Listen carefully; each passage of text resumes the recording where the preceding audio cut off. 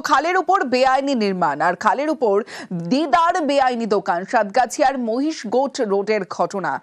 সরব পঞ্চায়েত সদস্য সেই খাল যেখানে ছবি দেখছেন এবং সেই খালের উপর একের পর এক বেআইনি নির্মাণ, দেদার বেআইনি দোকান। সাতগাছিয়ার ছবি, সাতগাছিয়ার মহিষগোট রোডের ঘটনা। ঠিক কি হয়েছে, কিভাবে এই বেআইনি নির্মাণ তৈরি করা হলো, কারা করলেন এই বেআইনি নির্মাণ, কি পদক্ষেপ নেওয়া হয়েছে এখনো পর্যন্ত, কারণ অভিযোগের সরব পঞ্চায়েত সদস্য।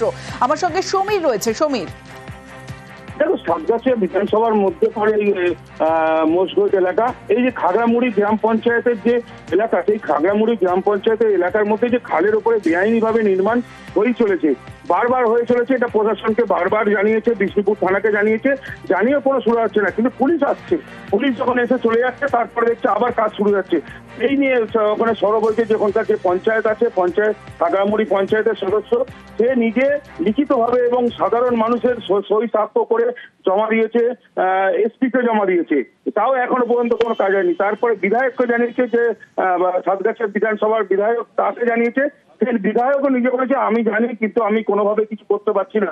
ওখানে কেউ কোনো বিধায়ক কোনো কারোর কথা শুনছে না, যেরকম ভাবে খুশি খালের উপরে দখল করে বেআইনি ভাবে হয়ে যাচ্ছে। এর আগে হয়েছে, আবার নতুন করে তৈরি হচ্ছে। সেটা বিধায়ক বলেছে কিংবা পঞ্চায়েত সদস্য বলেছে, তাদের কথা শুনছে না, পুলিশ আসতে চলে যাচ্ছে। কিন্তু এদের মধ্যে এতই প্রভাব আছে, এরা কারোর কথা তোয়াক্কা না করছে না, যে পুলিশের কথা তোয়াক্কা করছে না। এর আগে একবার অভিষেক বন্দ্যোপাধ্যায় সংসদ, ওনাকেও জানানো হয়েছিল, যে বিধায়ক নিজে জানিয়েছিল, জানাবার পরে তখন উনিও কথা দিয়েছিল, কিন্তু কোনো সুরা হচ্ছে না, বেআইনি ভাবে চলেই যাচ্ছে। বেশ,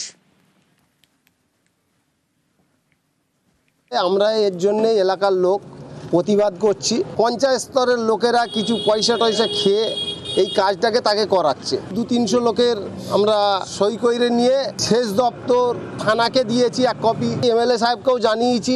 এমপি সাহেব তো বলছে, যে আমাদের কাছেও এসে বলেছে এক সময়, যে স্বচ্ছভাবে কাজ করতে হবে, কিন্তু তার মধ্যিখানে কিছু ঘোলা জল ঢুকে গিয়ে এই কাজটা করাচ্ছে। এই এলাকাতে অনেক প্রমোটিং হচ্ছে, অনেক ক্ষেত্রে অনেক ধরনের অন্যায় কাজকর্ম হচ্ছে। খবরটা আমার কাছেও আছে। এটা নিঃসন্দেহে অন্যায় কাজ, এটা কখনোই বরদাস্ত করা যায় না। সরকারি কী নিয়ম আছে, তাকে কে পারমিশন দিয়েছে, কে কিভাবে করছে না করছে দেখে নেওয়ার জন্য আমি পুলিশকে যথেষ্টভাবেই বলেছি। পুলিশ নিশ্চয়ই বিষয়টা দেখছে।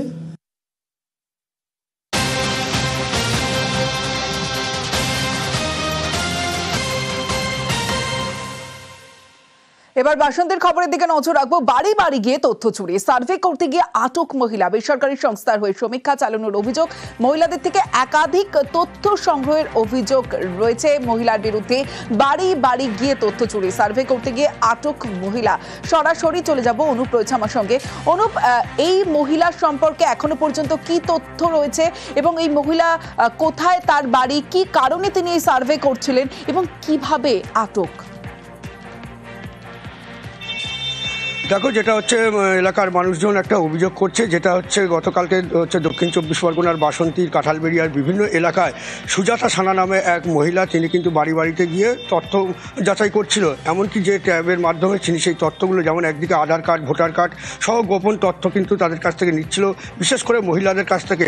এই ঘটনায় কিন্তু কিছু মহিলাদের সন্দেহ হয়, তারা কিন্তু হচ্ছে তখনই কিন্তু হচ্ছে স্থানীয় জনপ্রতিনিধিদের জানান, এবং জনপ্রতিনিধিদের জানানোর পরে তাকে কিন্তু সেই জনপ্রতিনিধিরা তারপর জিজ্ঞাসাবাদ করেন, কিন্তু তিনি সেভাবে সঠিক উত্তর না দিতে পারায় এরপরে তারা কিন্তু পুলিশ প্রশাসনকে খবর দিলে পুলিশ প্রশাসন তো তাকে কিন্তু আটক করে নিয়ে যায়। তবে পুলিশের পক্ষ থেকে এখনও সঠিক কিন্তু কোনো কারণ জানা যায়নি, কারণ পুলিশ ইতিমধ্যে ফোন করা হলেও তারা পুলিশ ফোন ধরেননি। এমনই কিন্তু হচ্ছে আমি তার কাছে ফোন করি এবং পুলিশ আধিকারিককেও ফোন করে জিজ্ঞাসাবাদ জন্য ফোন করলেও তারা কিন্তু ফোন ধরেননি। তবে ইতিমধ্যে কিন্তু এলাকার মানুষজন বা এলাকার জনপ্রতিনিধি বা বাসন্তীর বিধায়ক তিনি জানিয়েছেন যে এইসব যে গোপন তথ্যগুলো তারা কিন্তু বিভিন্ন মাধ্যমে নিয়ে, এই যে ট্যাবের মাধ্যমে নিয়ে বিভিন্ন জায়গায় কিন্তু পাচার করছে। সেই কারণেই কিন্তু তারা কিন্তু হচ্ছে এই তথ্য কিভাবে সে পাচার করছে, কেন পাচার করছে তার সঠিক জানা যায়নি, তদন্ত করে দেখা হচ্ছে। বেশ, প্রতারকভাবে এসে আমাদের গোপন তথ্য, মুসলমানকে হিন্দু এরকম একটা জাতপাতের বিচার করে একটা বিভাজন তৈরি করতে চাচ্ছে। আমরা পাকিস্তান থেকে এসেছি, বাংলাদেশ থেকে এসেছি, আমাদের ভোটার কার্ড দেখি, আইডেন্টি কার্ড দেখি, আরও অনেক কিছু তথ্য চাচ্ছে। গোপনে তোমাদের এই দেবো ওই দেবো, দিদিমণি পাইটেছে, নানান রকম মিথ্যে প্রতারকভাবে আমার গোপন তথ্য পাচার করার জন্য বিজেপি সরকার আমাদের ভোটার লিস্ট থেকে নাম কেটে দেয়, আমাদের এনআরআইসিতে ফেলে দেয়, একটা সমস্যা তৈরি করে দেয়, আমাদের এখান থেকে বিতাড়িত করার জন্য গোপন তথ্য পাচার করার চক্রান্তে এসছে। ইম্পেটাস রিসার্চ একটা বেসরকারি কোম্পানি, তার তরফ থেকে সুজাতা সানা বলে একটি মেয়ে, সে এসে এখানে আমাদের কাঁঠালবেড়িয়া অঞ্চলের বিভিন্ন বাড়িতে বাড়িতে গিয়ে মেয়েদেরকে বিভিন্নভাবে বিভ্রান্ত করছে। এই সমস্ত ডেটাবেস নিয়ে কেন্দ্রীয় সরকারের প্রধানমন্ত্রী, আমাদের রাজ্য সরকারের মুখ্যমন্ত্রী নাম করে তারা এই সংস্থা ইম্পেটাস রিসার্চ সেই সমস্ত বাড়ির মেয়েদের কাছ থেকে বিভিন্ন ডেটাবেস তৈরি করছে, নিয়ে রাজ্য সরকারের কোনো অনুমতি নেই এবং জেলা শাসকদের কোনো অনুমতি নেই। সেইটা অত্যন্ত আমরা মনে করছি উদ্বেগজনক, সন্দেহজনক বলে মনে করছি। বিএলওর দায়িত্বে অঞ্চল সভাপতি, হাসনাবাদে বুথ লেভেল অফিসার নিয়োগে তরজা। হাসনাবাদের 20 নম্বরে রমেশ চন্দ্র দাসকে বিএলও হিসেবে নিযুক্ত। ঘটনাচক্রে স্কুল শিক্ষক রমেশ চন্দ্র দাস অঞ্চল সভাপতিও। বিএলও রমেশ চন্দ্র অঞ্চল সভাপতি। অভিযোগ, বিজেপির বিএলও পদে নেতার নিয়োগে সরব বিরোধীরা।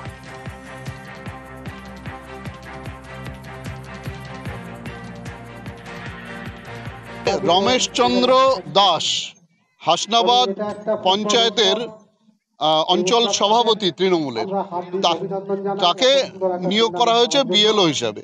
তৃণমূলদের জনসমর্থন নেই, এখন নিজেদের লোককে নির্বাচনী প্রক্রিয়ার মাধ্যমে ঢুকিয়ে নির্বাচনকে ম্যানিপুলেট করে জিততে চাইছে। কিন্তু এটা ভারতীয় জনতা পার্টির কর্মীরা সদা জাগ্রত আছে। নির্বাচন কমিশনের কাছে আমরা রিপোর্ট করেছি, অবিলম্বে ওকে বাদ দিয়ে ওখানে অন্য কোনো সরকারি চাকরি করা লোককে নিয়োগ করা হবে। খাতায় কলমে দলের পদে নেই দাবি রমেশ চন্দ্রর। এসআইআর কে কেন্দ্র করে প্রত্যেকটা বুথের জন্য নতুন করে বিএলও কে অ্যাপয়েন্টমেন্ট দিয়েছে। মূলত আমার দেখা, যারা ট্রেনিং দেখা সমস্ত স্কুল টিচারদেরকে এই অ্যাপয়েন্টমেন্ট দেওয়া হয়েছে। আমি একজন স্কুল শিক্ষক, সেই হিসেবে আমাকেও অ্যাপয়েন্টমেন্ট দিয়েছে। সেই অ্যাপয়েন্টমেন্ট সরকারি নির্বাচন কমিশনের নির্দেশ মোতাবেক আমি সেই অ্যাপয়েন্টমেন্ট পাওয়ার পরে আমি কাজ করছি। আর আমাকে নিয়ে যেটা অকারণে রাজনৈতিক রং লাগানোর চেষ্টা হচ্ছে, আজকে আমি আছি, কালকে আর একজনকে দলের দায়িত্ব দিতে পারে, সেক্ষেত্রে তো আর আমার বিএলওর কাজের কোনো অসুবিধা হওয়ার কথা না।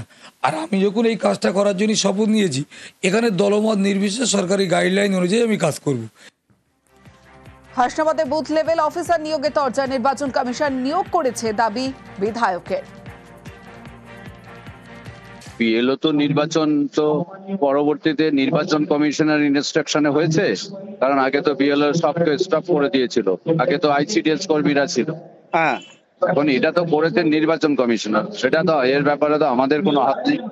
এটা নির্বাচন কমিশনার বা যারা নির্বাচন বিধি প্রণয়ন করে যারা এটাকে কার্যকারী করছে, অফিসিয়াল দিক তারাই ভালো বলতে পারবে।